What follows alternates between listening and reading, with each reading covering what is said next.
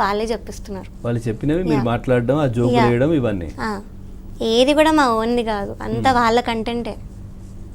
So ఏంటి selection ఎట్లా ఉండేది, అంటే ఫైనల్ సెలెక్షన్ ఏ విధంగా జరిగేది, అసలు గతంలో ఎట్లా ఉండేది, ఇప్పుడు ఎలా ఉంది? సో గతంలో 3 రౌండ్స్ జరిగేవి యాక్చువల్లీ ఆడిషన్. ఫస్ట్ రౌండ్ ఏమో మెంటర్ ట్రైనర్ తీసుకునేవాళ్ళు 2 auditions. Last level SPB sir కూర్చునేవాళ్ళు, ఆయన ఓన్గా వచ్చి కూర్చొని సెలెక్ట్ చేసేవాళ్ళు. సో నేను ఉన్నప్పుడు అలా అయింది ఆ సీజన్లో. ఈ సీజన్లో మరి ఒకటే ఆడిషన్ చేశారంట సిల్వర్ జూబ్లీ సిరీస్కి. మేబీ అందరు ప్రొఫెషనల్ సింగర్స్ కాబట్టి ఒకటే లెవెల్ చేసి ఉండొచ్చు. సో అలా చేశారు. And I want talk about elimination method నేను అయిన స్కెడ్యూల్లో. సో బేసికలీ 4 రౌండ్స్ ఇచ్చారు. ఆ 4 రౌండ్స్లో 6-6-6గా డివైడ్ చేశారు. 12 మెంబర్స్ ఉన్నారు కాబట్టి.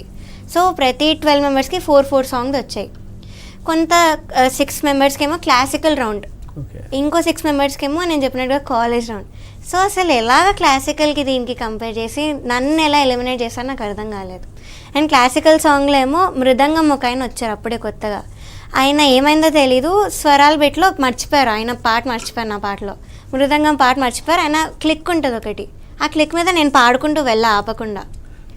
సో అది జడ్జెస్కి తెలుసు, అందరికీ తెలుసు. అయినా they try to point me out, కానీ నేను మైక్లో క్లియర్గా చెప్పా.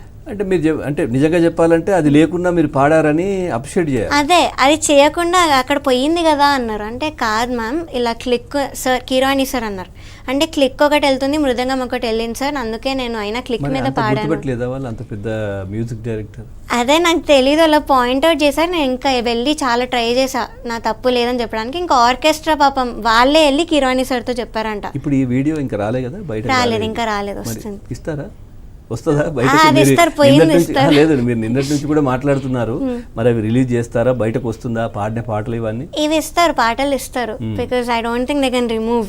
సో ఇస్తారు. ఈ పాడలేని పల్లవైన పాట కూడా వస్తుంది, అందరికి తెలుస్తుంది, అక్కడ నా ఫాల్ట్ లేదని కూడా తెలుస్తుంది. ఇప్పుడు నిన్నటి నుంచి మాట్లాడుతున్నారు కదా, సో మరి ఇప్పుడు ఇందాక కూడా మాట్లాడారు కీరవాణి గారు మరి గుర్తుపట్టలేదు అక్కడ అనేది. సో బాగుండదు కదా, మరి తీసేస్తారా, ఎట్లా ఉంటుందని? కట్ చేసినా చేస్తారు, బికాజ్ వాళ్ళు చాలా తెలివి వాళ్ళకి. సో ఎడిట్ చేసినా చేసేస్తారు. బట్ ఈ కామెంట్ అయితే వచ్చింది నాకు. అదొకటి. అయితే నిన్నటి నుంచి మరి ఏంటి మీరు ఇంత పెద్ద ఎలిగేషన్ చేయడం, ఒకటి బాడీ షేమింగ్ చేస్తున్నారని, తర్వాత ఇబ్బంది పెట్టే విధంగా ప్రవర్తిస్తున్నారని ఇవన్నీ చేస్తూ ఉన్నారు. మరి ఏమైనా కాల్స్ వస్తున్నాయా, ఏమైనా ఇబ్బంది పెట్టడం కావచ్చు, కాల్ చేయడం కావచ్చు, ఇట్లాంటివి ఏమైనా జరుగుతున్నాయా?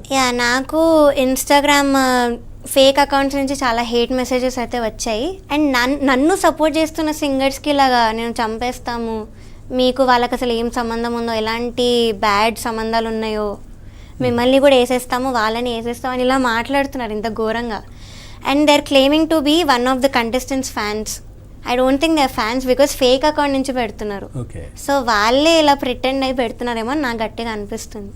ఇప్పుడు మిమ్మల్ని ఎందుకు నమ్మాలి అనుకునే వాళ్ళకి మీరు ఏం చెప్తారు? మీ దగ్గర ఏం ప్రూఫ్స్ ఉన్నాయి? రేపు పొద్దున లీగల్గా కూడా వాళ్ళు వెళ్ళిండ్రు అనుకోండి, మీరు ఏం చెప్తారు? ఎందుకు నమ్మాలి అంటే, నేను ఇంకా కెరియరే ఎంజాయ్ చేసుకుందాం అనే డెసిజన్కి వచ్చాను. అది మీ ఇష్టం అని అంటారు కదా ఎవరైనా కానీ. సో అది మీ ప్రాబ్లం, మీరు ఎండ్ చేసుకుందామని యువతల వాళ్ళ మీద I believe in my talent అండి, బికాస్ ఎలా పాడతానో. ఇప్పుడు మీరు చేసినటువంటివి ప్రూఫ్ చేసుకోవాలి, లేదంటే లీగల్గా ఇప్పుడు మా మీద ఇట్లాంటి బయటకు వచ్చి మాట్లాడుతూ ఉన్నారని వెళ్ళినప్పుడు మీరు ఏ విధంగా ప్రూవ్ చేస్తారు? ఏ విధంగా ఇది జరిగింది అని చెప్తారు? ఏ విధంగా మీకు అక్కడ నుంచి ఎట్లాంటి సపోర్ట్ ఉంటుంది? ఇంకా ఎవరైనా చాలా మంది మాట్లాడారని చెప్పారు కదా, వాళ్ళు వచ్చి మాట్లాడతారా బయటకు వచ్చి? Some of them are ready to talk for me. So వాళ్ళు వస్తారని నాకు కాన్ఫిడెన్స్ ఉంది. అండ్ మెయిన్లీ నన్ను టాప్ 12లో తీసే ఇది లేదని కూడా చాలా మందికి తెలుసు. So I believe in my talent. And నేను అంతా నిజం చెప్తాను కాబట్టి ఐఎమ్ రెడీ ఫర్ ఎనీథింగ్.